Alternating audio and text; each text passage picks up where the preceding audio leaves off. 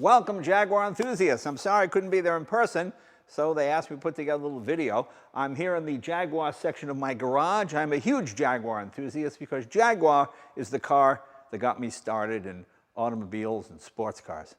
In 1959, when I was 9 years old, I was riding my bike up a hill, and I got to the top of the hill and I was exhausted, and I looked over and I saw what I thought was the most beautiful car in the world, an XK120 with spats and wheel covers, and I just stared at it.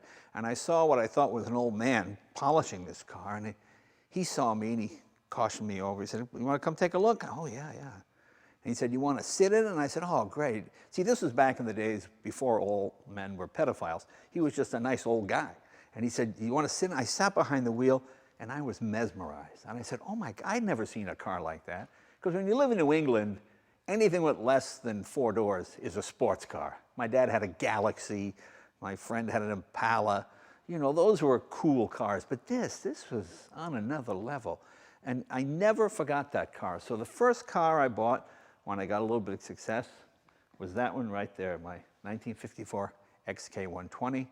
And then I got an XK120 Coupe, that one over there. In fact, I saw a vintage ad. I actually put my own cars in it. There it is up there. Those are my 2 cars in the ad. Okay, I cheat a little bit. This car behind me here, this XKE, this 1963. Interesting story. A lady called me. She was 83 years old. She bought the car brand new. She once told me she had the car up to 80 miles an hour. And I bought it for sight unseen. There was just something about the way she spoke and the love for this car. I said, "I don't usually do this." I sent her a check. I bought it sight unseen. Oh, my God. Original paint, original interior.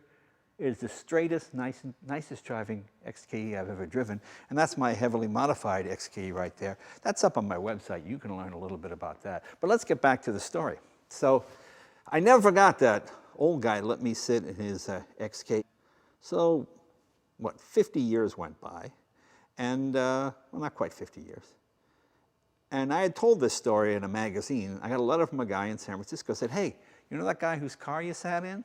He's still around, and he still owns the car." I said, "What? The guy would have to be 150. And he said, "No, he's only 75.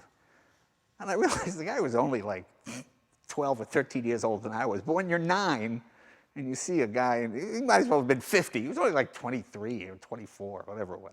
So it just made me laugh. So I went back to look at the car, and it was parked in the barn. The guy parked it in the barn in 60 or 61, and it never moved, and it's still there. And no, he doesn't want to sell it, so don't go looking for it.